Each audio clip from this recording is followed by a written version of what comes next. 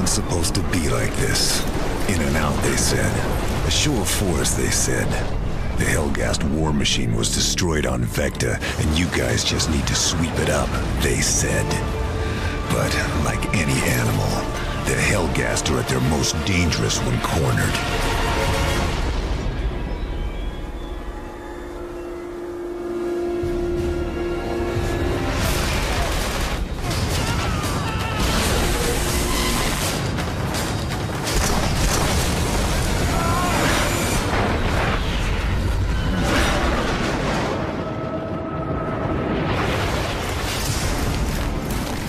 Killzone 2, we have created a world that is very hostile to you in many different ways.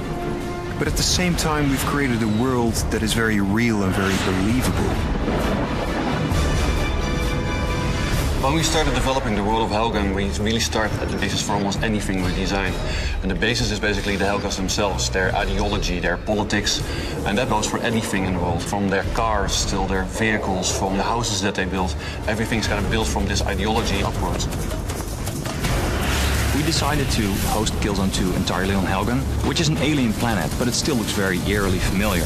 So you'll recognize a lot of the things like the structures and the buildings, but you won't recognize lots of the Helgen technology. This allowed us to create a unique world with 5 completely different gameplay environments and 10 completely different experiences.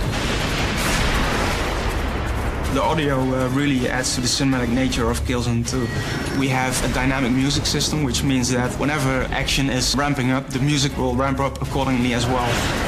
Previous games we were limited by memory and the number of sentences we could trigger, but this time we stream it all from the Blu-ray, which adds to the variety, and the player won't keep hearing the same sentences over and over. Colonel Radek. The one thing that we're all kind of looking for, and a lot of people are talking about scale, for us it's much more about density. Everything in the world has to be extremely dense, the experience has to be dense, the action has to be dense. You know, you can look at the world and it can be very large, but it can still feel empty. So on a very small scale, putting nasty little details in the environment, water dripping everywhere, bugs and insects kind of throughout the game.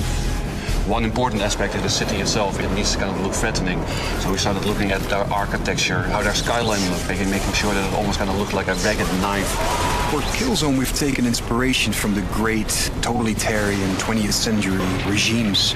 You see that reflected in many things on Helgen. You see it in the architecture, kind of Stalinistic, pompous.